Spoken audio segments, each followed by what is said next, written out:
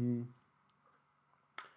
I want to start doing some broadcasts in English that are somewhat based on broadcasts we used to do in the past in Hebrew. And it came to me that this might be quite relevant, quite interesting for many people. And why not? Yeah, why not? Now, the ideas that I want to convey in this podcast and in a few of the next ones is that actually there is a lot of thought in Western society about, in the foundations of Western society, in the foundations of Western thought, about spiritual matters, about religious matters, spiritual matters, metaphysical matters, whatever, that have been largely misunderstood. In this podcast, I would want to discuss some ideas of Kant, of Immanuel Kant, and in a next podcast, maybe to discuss some ideas of Spinoza, and to try to illustrate that the predominating understanding of these ideas in our time is often misunderstood, is often presented through certain filters which distort the original ideas. Now, in the 20th century, it was fine. Okay, that's simply the way it was. And you need to understand that the way we understand metaphysical thought, religious thought, spiritual thought, if you want, is of tremendous importance to the functioning of the generation, the functioning of society. Yes? This is the predominant understandings of society as a whole, of the human condition, right? So it's really important issues, it's important matters. It dictates the way that we handle our lives, handle society. And in my eyes, and I'm sure not just in my eyes, in the eyes of a lot of people, our time calls for something else. It calls for a rereading of this kind of thought, recalibration, the way we think about these matters and understand them, because simply we are coming into a crisis. Humanity is coming into a certain crisis state. A crisis state which is not technological, it is not military, it's not necessarily economical. Well, it does definitely have economical implications, but it is an existential crisis. And in this time and age, we must try to figure out some sort of more conceptual explanations for what we are doing here, for the human condition, right? We cannot no longer run away from these questions. And why? Yeah, well, look at what is going on. Our technology is advancing in staggering pace. A lot of things that we thought would be impossible, computers are starting to do. And in the way that we have been used to think about our purpose in life and the purpose of human society, of human existence, of human life,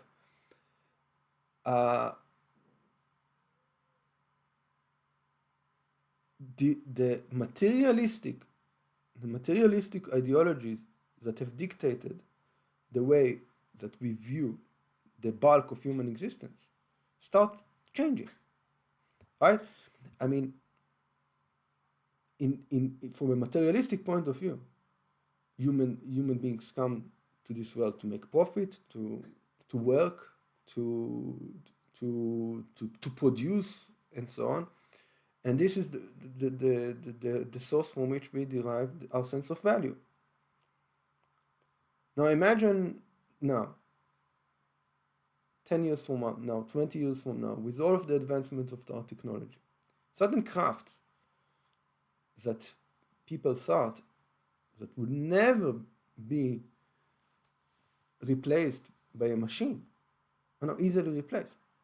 Teachers, lecturers, producers, surgeons, musicians are being changed, will be replaced soon by computers, by AI. So the materialistic ideology, according to which beings exist for the sake of production of material goods, is starting to be shaken. And I believe that to our amazement, we will see that past generations have already anticipated this. And great thinkers of the past have definitely thought about this day. However, they were misunderstood, or as we should say, ahead of their time. 100 years ago, maybe humanity did not understand the urgency of these messages, of these thoughts. But our time is qualified to try and properly understand them, because it is for our time. One of these such thinkers is Immanuel Kant, and I think he was extremely misunderstood in his time. By the way, he expresses in the introduction to the Critique of Pure Reason, he expresses his concerns that he will be hugely misunderstood by institutionalized thinkers, by the institution, and as really occurred. And it's not surprising, because one of the most fundamental books of Kant is called Prolegomena to any future metaphysics. Kant anticipated the need for a future metaphysics. And I believe that a lot of his thought is many times misunderstood. Misunderstood mainly because the previous generations maybe did not have the need for such a metaphysical technology, let's say. It was not the most urgent thing. And second of all, because our generation is qualified.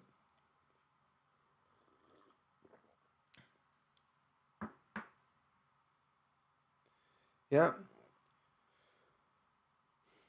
So, many times when people present Kant, like other thinkers, soon we will discuss Spinoza, but he's presented as someone that has proven that you cannot prove the existence of God. Yeah, and therefore he is one of the symbols of the age of enlightenment. That's the way it is mainly presented. It is mainly presented, especially in the materialistic. And again, I have nothing against materialism. Per se. Yes, but I do have something against filters. When things are not exactly presented the way they are. When certain sects try to impose interpretations of things that are not the original interpretations and present things through filters. That's the problem here. Now, Kant is many times, like Spinoza, recruited to express ideas that are not the original ideas that he wanted to express. So, as the hero of enlightenment, people often misinterpret Kant as an advocate of a certain level of complete skepticism in the existence of of spiritual matters, of metaphysical matters, and so on. Well, in fact, it is the utmost opposite. It is the utmost opposite. Yeah. Let me give you an example. You know, one of the greatest novels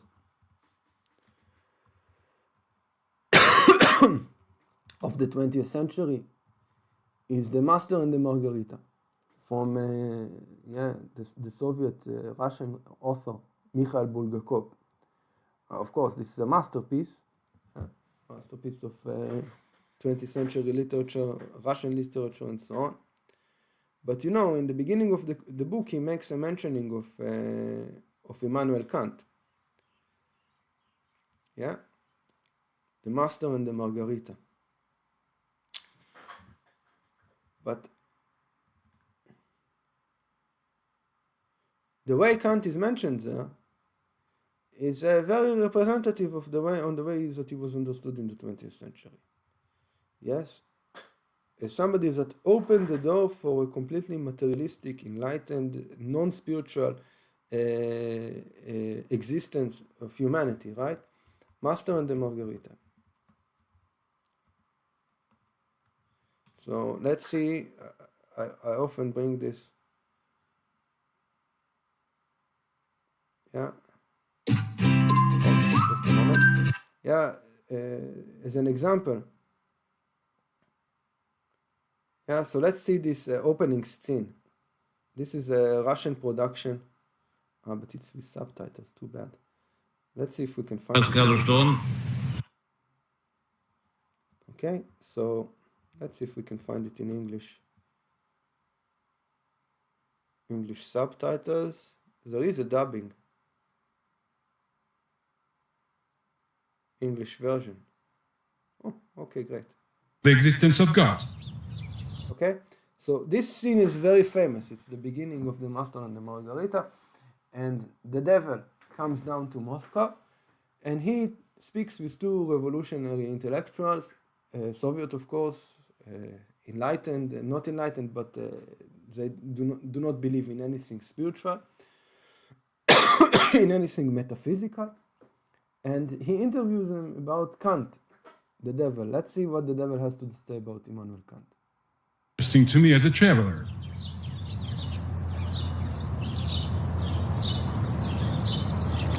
But let me ask you, what can you tell me about confirmations of the existence of God? As far as I know, there are exactly 5 of them. None of these confirmations mostly cost nothing. You should agree. If you think hard, you will not find any confirmations of the existence of God. And that is an indisputable fact. Bravo! Bravo! You fully repeated the thought of the restless old man Immanuel. But there is a curiosity. He completely destroyed all 5 confirmations, but then, as if in mockery of himself, created the 6th proof. But the proof of Emmanuel is not convincing either. As for me, I would put him in dungeon for about 3 years. Ivan. That's right. That's right. That place just for him. I did tell him at breakfast then.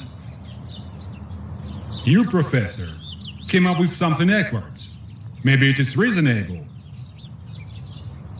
but not clear. People will make fun of you. With Emmanuel at breakfast? But I'm sure. But it is not possible to put him in a dungeon, because he's in a much more distant place than dungeon for over 100 years, and he has no chance to break out. It serves him right. I agree with you. Okay, so let's break out Kant from the misunderstandings. The devil told him, you say something very interesting, but it will not be understood properly. So let's fix that. Yeah. So Immanuel here is Immanuel Kant. But the prevailing understanding, yes, because you see these books are quite complicated written, but they're very beautiful. But the ideas they present are extremely important. But in my eyes, by the general populations, have been mainly misunderstood. And it's very, very important for us in the 21st century that we will understand this future metaphysics that Kant tried to advocate for. So you see, what Kant's argument was that not religion by itself is anti-philosophical, or that religion by itself, metaphysical thought, spiritual thought, is of no place in the human thinking. But he advocated, like other philosophers before him and after him, that the way in which the institutionalized religions advocate for an understanding of metaphysical matters is dated. It does not fit. It does not fit the needs of the modern society, of the future society.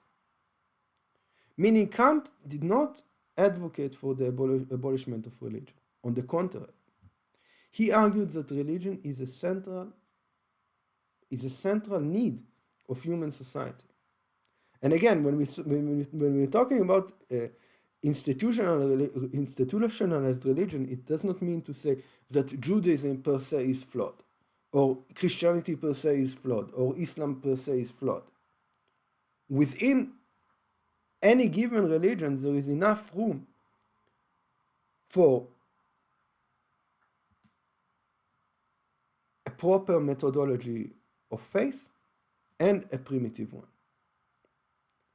And Kant's argument was that not only that religion is not obsolete, it is actually necessary in human thought and follows directly from rationality. Meaning, according to Kant, and if you will read his book properly, you will see that he clearly spells out that religion, faith, spirituality, and so on, follow directly from within reason. Reason gives birth to spiritual metaphysical contemplations. However, he argued that they must be purified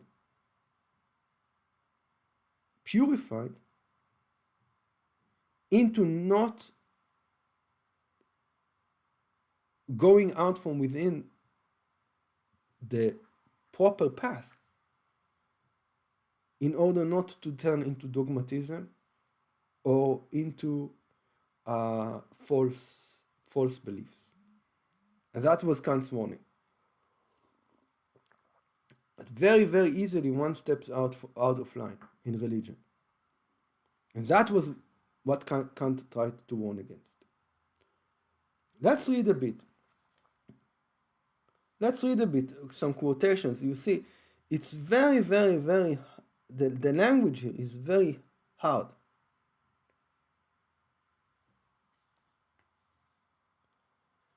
Reason, with all its concepts, I'm reading from the Prolegomena towards its end. In my edition, the title of the chapter is on the determination of the bounds of pure reason. Let's read some paragraphs and you will see. It really requires interpretation here, and without the goodwill to interpret it properly, it's very easy to recruit it to saying things that is not its intention. So let's read. In my eyes, in most of the universities in the 20th century, Kant and Spinoza and other thinkers were very selectively presented. Anyway, reason, with all its concepts and laws of the understanding, which suffice for empirical use, i.e. within the sensible world, find in itself no satisfaction, because ever recurring questions deprive us of all hope of their complete solution. So he says reason governs in the empirical world. It can do unbelievable things in terms of science, in physics, in mathematics, in chemistry, in engineering, computers, designs, anything you want within the sensible world. The mind can get you. But it can never get satisfied. Because the deepest questions of the human existence cannot be settled by the rational mind. And this is the deep fact of the human condition. What does it mean? Does it mean that humanity has no hope? That it must either give up on these questions completely because they are not rational and bury them completely without ever touching them, or compromising on primitive superstitious understandings that are also not satisfying in the form of the institutionalized past religions, past conceptions of faith.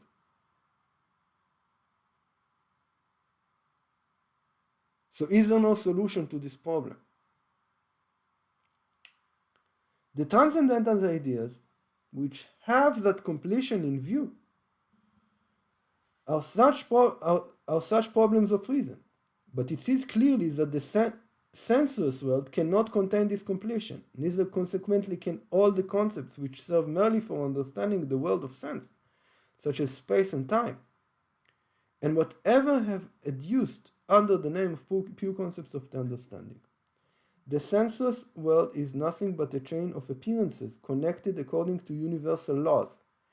It has therefore no substance by itself, meaning the world of nature that is governed by the laws of cause and effect, cause and effect, cause and effect, everything that we study within the confines of modern science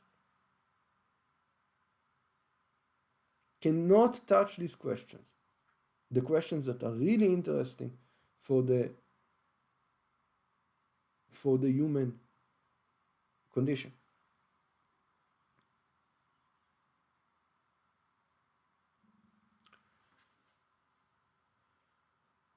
Because we feel deep inside that the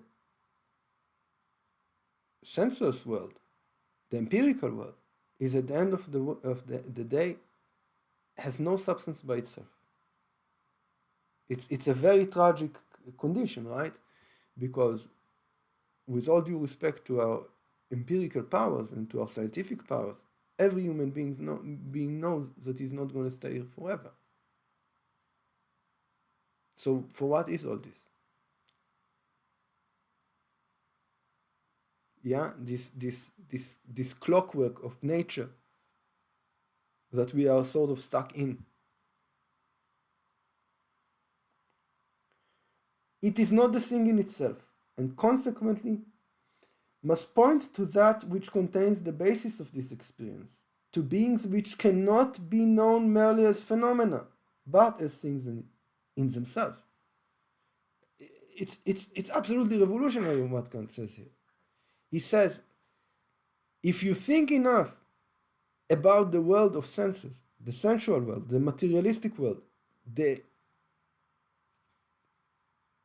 natural world, the scientific world, eventually,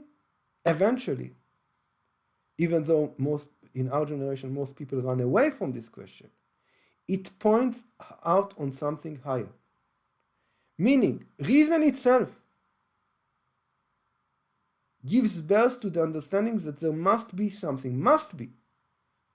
point to this beyond the confines of our reason, beyond what we can grasp within reason. There must be a source. It doesn't necessarily mean that this source is like the past generations have envisioned it. But something else must be. And that is Kant saying, it's not me saying that. This is the conclusion from Kant. Meaning, not only Kant did not negate the idea of a spiritual existence beyond the materialistic world. He has confirmed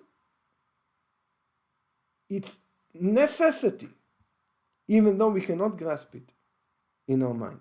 And I think that this is of profound importance for our generation.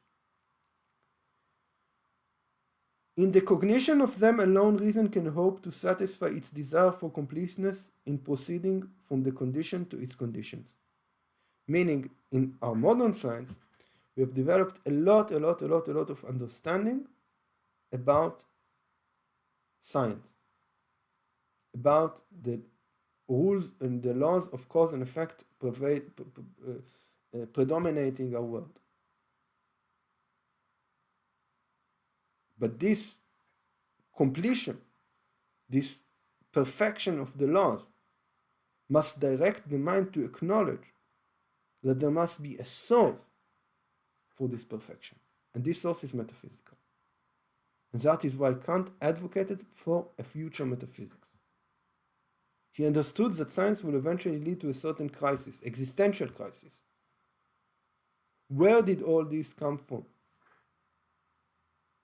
And now AI and quantum computers and technology and all these things eventually would lead us, force humanity to ask these questions, to ask metaphysical questions. A certain science beyond science. And Kant simply wanted the approach for these metaphysical questions to be ultra-modern, future approach, not based, not maybe yes, based on things that were understood in the past, but not a superstitious, primitive understanding, a futuristic understanding, a future metaphysics, a future religion, future spirituality that will fit the 21st century. Because if humanity will not be able to come up with such a future metaphysics, with such a future spirituality, we will come into a huge crisis.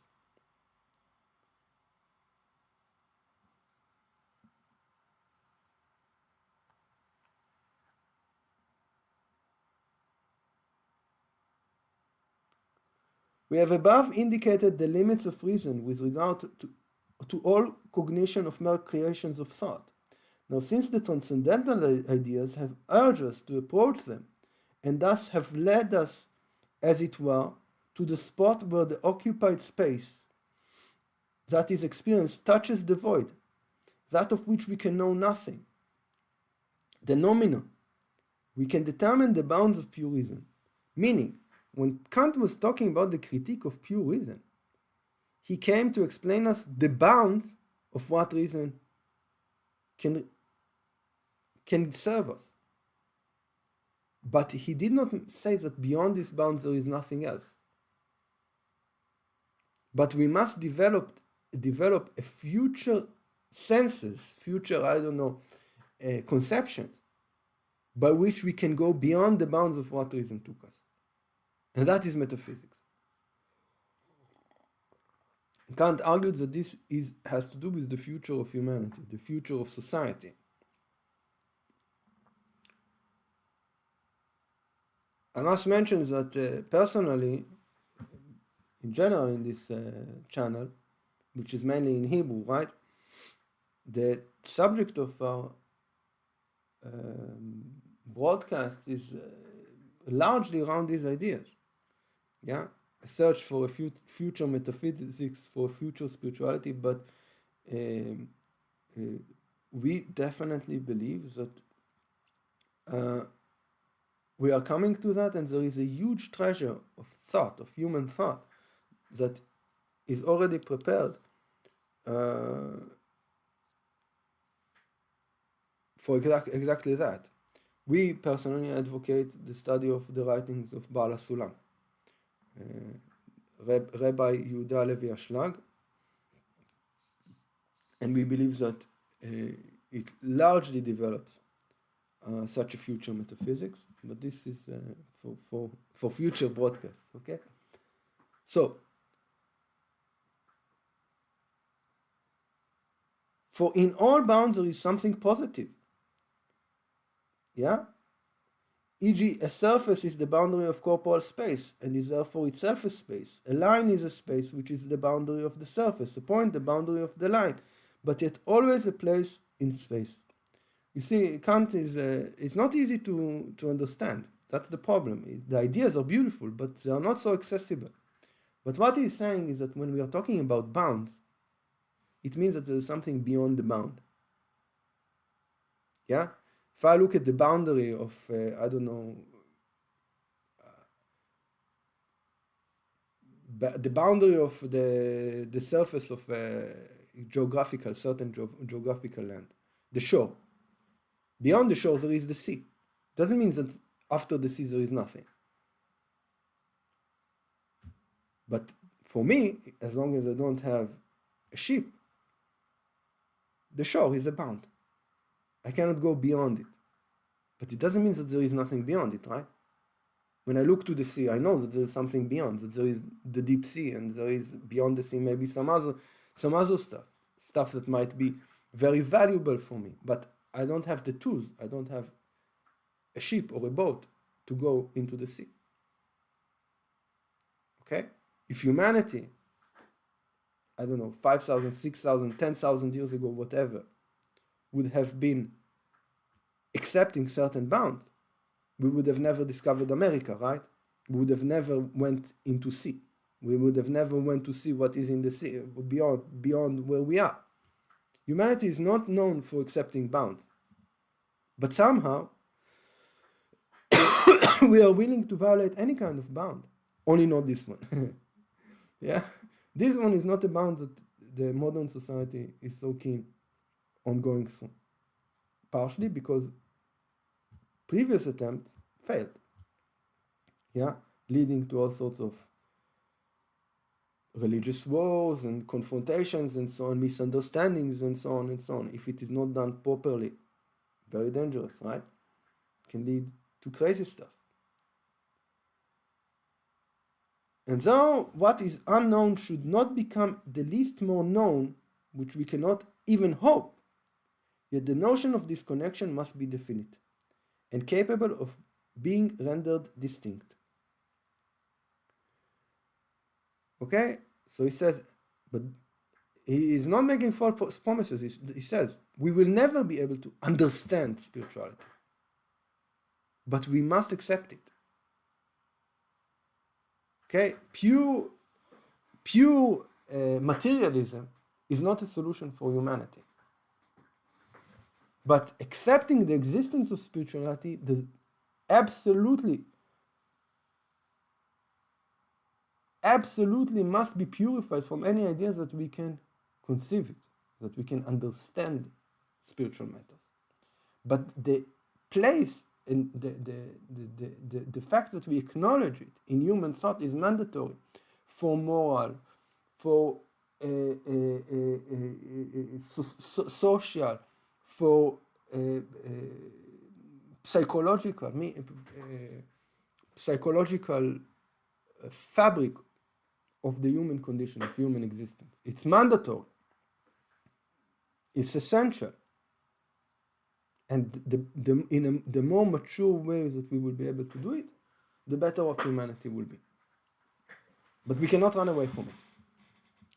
We must therefore accept an immaterial being, a world of understanding, and a supreme being, all mere noumena. You hear what Kant is saying? Kant is arguing that we must accept a supreme being. Completely contrary from the way Kant is presented, usually. Because in them only, as things in themselves, reason finds that completion and satisfaction which it can never hope for in the derivation of appearances from their homogeneous grounds. And because these actually have reference to something distinct from them and totally heterogeneous, as appearances always presuppose an object in itself, and therefore suggest its existence whether we can know more of it or not. Unbelievable.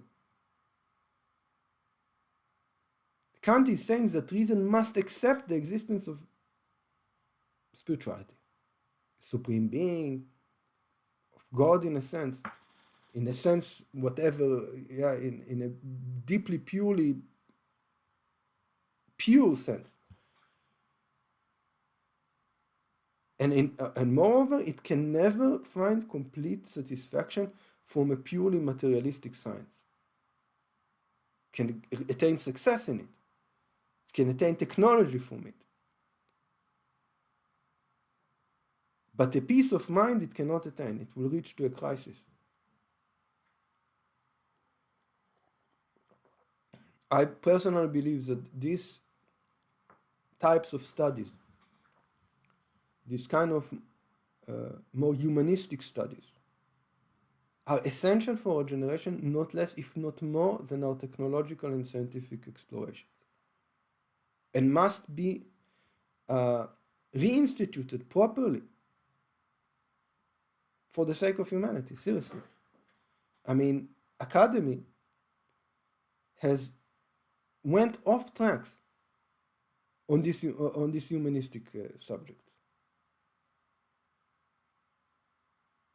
People are given all the wrong answers. Not that I have anything against progressivism, but when you come to the places where people should have properly studied about Immanuel Kant, they should have properly studied about Spinoza, they should have properly studied about many other thinkers, and all that they can come up with is this and this and this and this types of gender. And again, I have nothing against gender studies, but imagine, I don't know, that you will come to study mathematics, and the academy would have, I don't know, put Newtonian mechanics and calculus and linear algebra out, and you would have only studied whatever, I don't know, pure category theory in mathematics courses. But then people will not know mathematics. The same thing in humanistic thought. If we came to a situation in which you need to make broadcasts on Immanuel Kant and Spinoza on the YouTube, well, you have so many institutions, you have the universities that should have been dedicated for these purposes and taught these things properly. Then it's insane. It's an insane situation. But nevertheless, there's probably reasons why these things could not have been properly handled by the institutions. It's too sensitive for the institutions to properly channel these ideas through. I don't know, I think if I would have been a professor in the academy for such subjects, it would have been highly sensitive to say these kind of things properly, I don't know, in a frontal university course. I understand that. Therefore, this channel through YouTube to express these ideas is on the one hand is a very weird channel, but on the other hand is maybe very proper. But as we can never know these beings of understanding as they are in themselves, that is definitely, we must assume them as regards the sensible world. It's more or less saying, it's like a blind person that wants to see. He maybe can understand that other people can see, but he cannot see. What can you do? He doesn't have the senses to see. But it doesn't mean that if he doesn't see something, it does not exist. A blind person will not say, I know that there is, I don't know, light in the world. I don't know, when I cross the street, I know that other people are saying the light is green, the light is red, and whatever, and I know that they mean you can pass or you cannot pass. But I myself cannot see it. The same thing Kant says here about the spiritual, metaphysical concept. Be it any metaphysical concept, God, the soul, freedom, whatever. We must accept them as existing, but our tools, with which we work, the mind, the rational mind, is not capable of grasping them. But it does not mean that they do not exist. They necessarily exist. We must assume them as an assumption, as a rational assumption.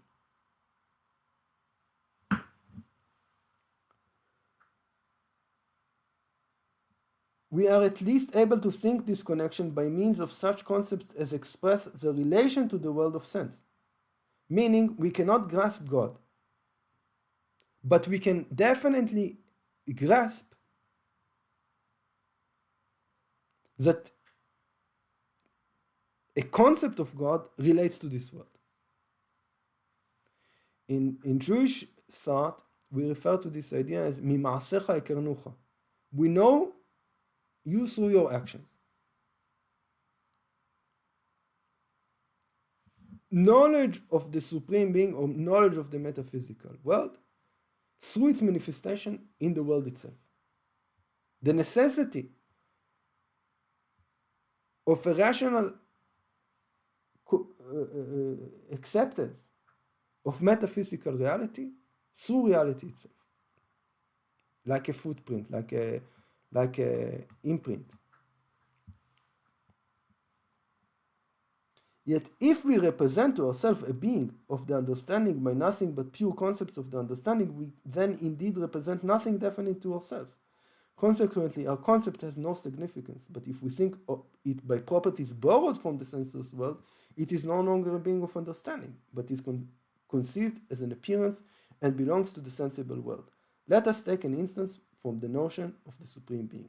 So, here he goes into a whole discussion about how sensitive this really is to not fall into pitfalls of either making the future metaphysics in completely theoretical, meaningless philosophical exploration on the one hand, or on the other hand, a superstitious belief like many people have when they view themselves as religious.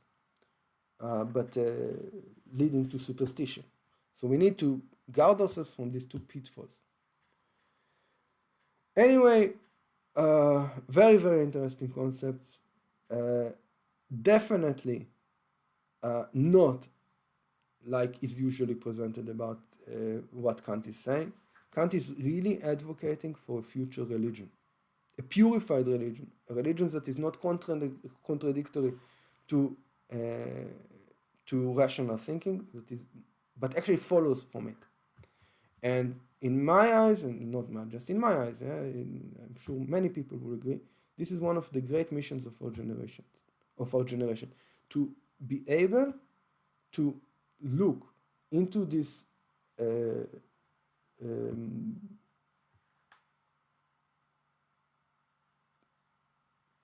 works, this treasure the previous generations have left for us, for instituting such a future way of thinking and applying it for the first time, really applying it, because it is really an existential need of humanity in this time. And the more people that will undertake such thought, the better the world will be. The world will be a better place. And it is not less important than high-tech and technology and computer and making another AI company and making another technology or whatever. This is a really existential need of our generation, and our generation is qualified to start understanding these topics the way they were intended. So again, what we done here is just a taste. It's really, it's a treasure. It's a treasure for the whole of humanity, these books. And it's about time that we properly understand them. And I am sure that once we will truly open these books, and see what is written in them in a proper way, we can do remarkable things. Okay, so this is all for now. It's really just a taste of these things. As I said, in Hebrew, there's already thousands of broadcasts like this. If you like what you hear, if it's interesting, comment, subscribe, like always. Try to disseminate things, engage in conversation, engage in discussions.